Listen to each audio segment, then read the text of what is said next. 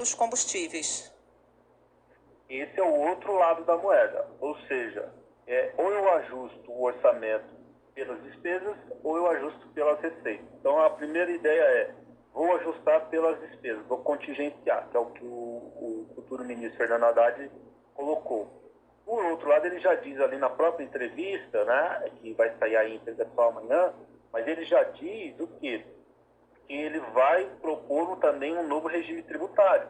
É a proposta, essa eterna reforma tributária. Essa reforma tributária, nós temos que lembrar que a nossa carga já está muito alta. Então, a única coisa que eles vão poder fazer é remanejar quem arca com essa carga.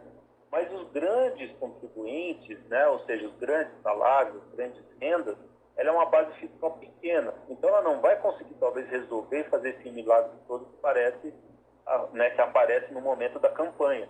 Então, agora, o que nós vamos ver? Realmente vocês vão ter capacidade e vão ter bala na agulha ali para, durante esse congresso que está se instalando em fevereiro, a partir de 1º de fevereiro, negociar uma reforma.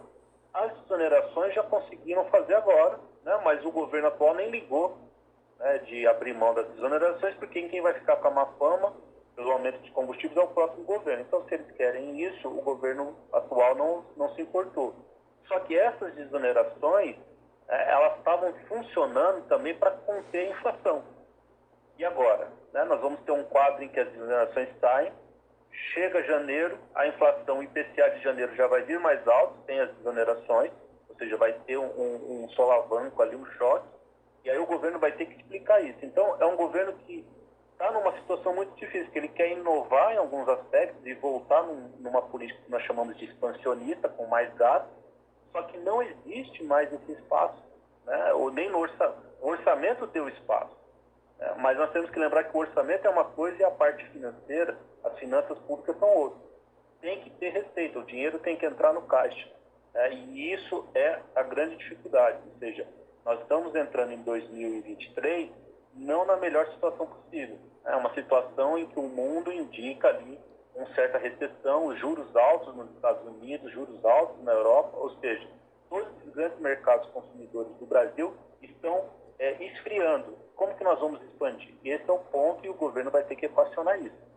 O que a gente pode esperar desse novo instrumento aí de controle de gastos, professor, não sendo o teto, que, enfim, existiu o teto, ele foi implodido, né, durante o governo Bolsonaro, não foi respeitado, né, até no próprio governo Temer já havia furo do teto, né, e, enfim, chegou-se à conclusão de que realmente é um instrumento que não funcionou e agora a proposta é que haja um outro instrumento. O que pode se esperar?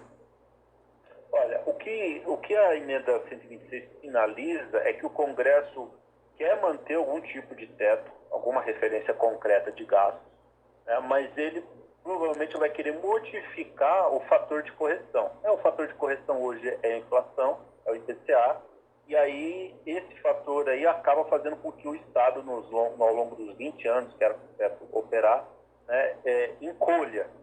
O que eles vão provavelmente modificar não é o teto, né, mas é esse indexador, essa referência, e aí talvez tentar tirar dali alguns gastos. O grande problema é o seguinte, feito tudo isso, e esse teto deixando de ser uma referência concreta para o mercado, para os agentes econômicos, os agentes econômicos vão continuar tendo os seus indicadores. E aí a tendência que nós vamos observar é que indicadores de risco do país, né, que já são muito usados, e também a dívida pública bruta, e não a líquida, e nem o superávit ou o déficit primário, vão passar a ser, sim, né, vai passar a ser sim a dívida bruta, vai passar a ser sim a grande referência. E aí, claro, isso é extremamente ruim, porque no final das contas nós vamos olhar dívida bruta e, né, déficit nominal. O déficit nominal está na casa de 6, com tendência a aumentar, 6% do PIB. E aí nós vamos tendo o quê? Uma situação em que tudo que o governo propõe vai sendo questionado, né? E aí, no final das contas, o mercado coloca suas próprias referências e colocando suas próprias referências, o governo perde margem de manobra e credibilidade, Carol. Isso é mais preocupante. Professor, obrigada pela entrevista. Boa noite para o senhor. Bom ano novo. Até a próxima. Muito obrigado para você também.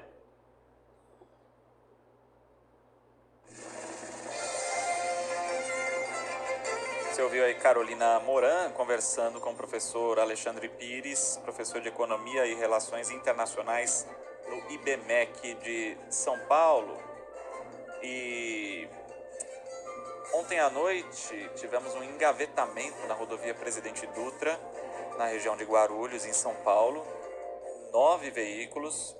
Vejo aqui no jornal Folha de São Paulo que 6 pessoas ficaram feridas. Foi por volta de 9h40 da noite, no quilômetro 211.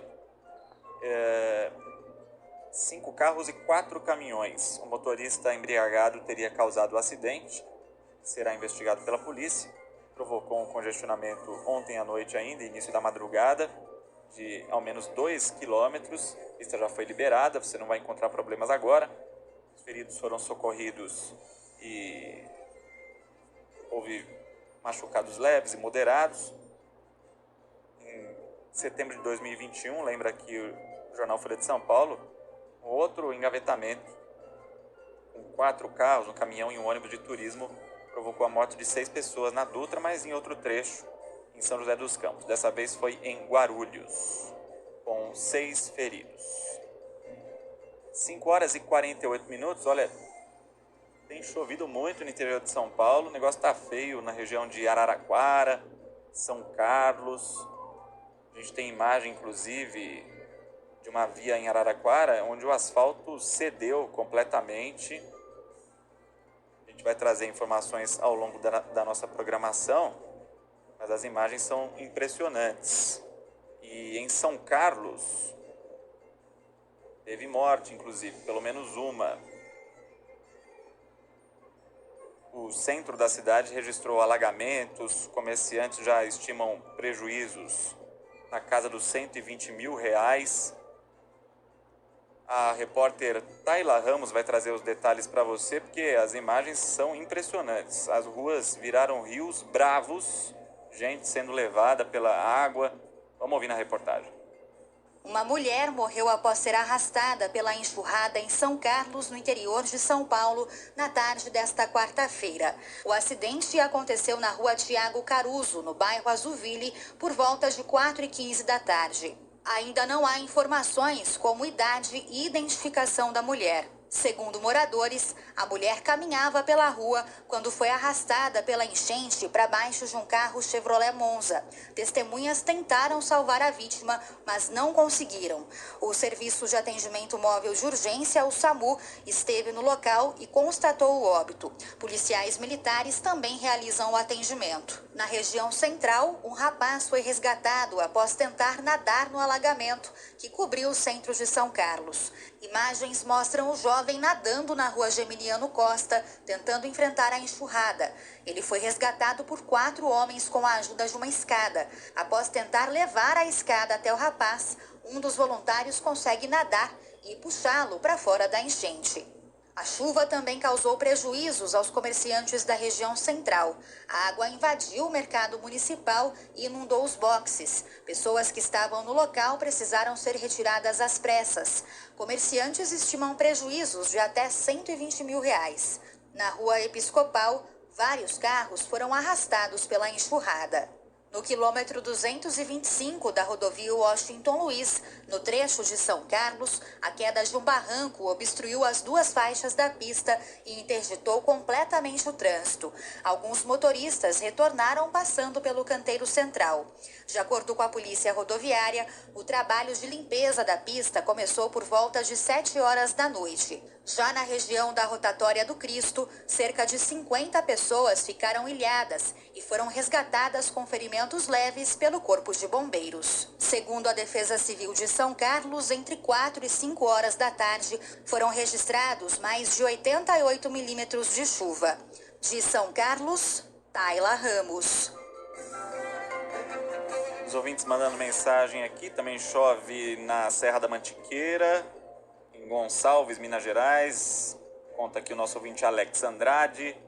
Em BH o dia está bem claro, diz aqui o Carlos Henrique Siqueira, está indo trabalhar, feliz 2023 para você também. E o nosso ouvinte Adalto Aleixo está na Praia Grande, em São Paulo, mandou vídeo inclusive da praia. Tempo nublado, mas por enquanto não chove. Obrigado a você aqui pelas informações, viu? 5h52, você entrou em algum bolão da Mega da Virada? Cássia Godoy sinaliza que sim. E aposta individual também, ou seja, todas as chances possíveis para Cássia Godoy, que se ganhar não estará conosco na CBN em 2023. Então tomara que ela perca, certo? E ela estará conosco hoje, logo mais às 6 da manhã, com Bianca Santos no Jornal da CBN. Mas por que eu digo isso? Porque tem uma série de bolões, né, da Mega da Virada, que deve pagar 500 milhões de reais, é uma estimativa. E tem um deles que é curioso aqui, ó, que traz o colunista Anselmo Góes no jornal O Globo, o bolão dos togados. Está rodando em grupos de WhatsApp de juízes de todo o país um bolão da Mega da Virada. Mais de 200 magistrados dos mais diversos tribunais estaduais e federais aderiram a esse grupo. E as regras são as seguintes: valor de R$ 250 para adesão, com direito à compra de 2 cotas, pagamento só por Pix, o envio do comprovante para uma tesoureira. O negócio é profissional. Quase 100 mil reais foram arrecadados para bancar as apostas. Os juízes, então, querendo uma fatia desses 500 milhões. E o Anselmo Góes lembra aqui, o salário base de um juiz no Brasil supera os 30 mil reais, hein? E são vários grupos, né, que estão sendo feitos. Tem mais um aqui, ó. E não é pequeno não, em São José dos Pinhais, 269 pessoas entraram no bolão. Foi a síndica de um prédio que organizou. E aí um entra, né, cria um grupo de WhatsApp, o outro fica sabendo e tal e coisa. Já são 505 jogos do grupo que foram feitos na segunda-feira.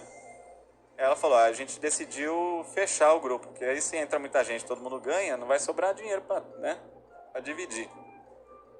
E tem reportagem da CBN também, a Laís Araújo traz outro caso lá em Goiás, um bolão reunindo 280 moradores de Santo Antônio de Goiás, que fica a 30 quilômetros da capital, e até pessoas de outros estados tentaram participar. As apostas estão sendo organizadas pelo microempresário da região, Antônio Queiroz, conhecido como Toninho. Para isso, ele criou um grupo no WhatsApp em que as pessoas interessadas entravam, enviavam um nome e tinham acesso a uma chave Pix. A ação era somente para familiares e amigos de Toninho, porém, a cidade inteira ficou sabendo e quis participar. Ele chegou a perder o controle da situação e fechou em 280 apostas. Toninho contou que mais de 500 pessoas o procuraram para participar, até moradores de outros estados. E eu coloquei para a pessoa fazer o Pix e adquirir um grupo dos participantes do bolão da Mega Sena. Mas sem querer uma proporção tão grande, muito rápido, que eu fiquei perdendo assim, o controle da situação, tá? As pessoas estão passando um para o outro, fazendo aquela corrente. Quando eu assustei, já estava ali 150 pessoas, e muito rápido. Daí foi como se fosse um foguete, cresceu rapidamente. Você já imagina 200 pessoas. As apostas para o bolão do Toninho custaram R$ 20 por pessoa. Ele arrecadou mais de 5 mil reais e fez cerca de 1.200 jogos na casa lotérica. O prêmio da Mega da Virada será de cerca de 450 milhões de reais. O mais alto da história. Segundo a Caixa, as apostas podem ser feitas até às 5 da tarde do sábado, dia 31 de dezembro, dia em que também acontece o sorteio. De Goiânia, Laís Araújo. Já pensou? Aí o G1 trouxe aqui, ó, a chance de você ganhar a Mega Sena da Virada, a Mega Sena, né? É de 1 em 50 milhões. Segundo dados da Caixa. E aí eles trouxeram um matemático, o Diego Marques, que é professor da Universidade de Brasília, que fez a conta. Seria basicamente 50 vezes mais fácil ser atingido por um raio do que ganhar na Mega Sena. Tá bom, Cássia Godoy? Caiu uma lágrima de Cássia Godoy aqui. E o Osmarino tá ouvindo a gente, deixa eu ver de onde, DDD 64... É Goiás, justamente de Goiás. É tanto bolão e geralmente o ganhador é uma pessoa que faz um bilhete normal com 6 dezenas, né? Uma aposta individual. Quem sabe não é a chance de Cássia Godoy esse ano, hein? Ela está vindo aí, hein? Muito obrigado a todos pela audiência. O CBN Madrugada que teve hoje na mesa de som a Priscila Gubiotti. Uma ótima quinta-feira para todo mundo. Até amanhã. CBN Madrugada. Hoje com Leandro Gouveia. Repórter CBN.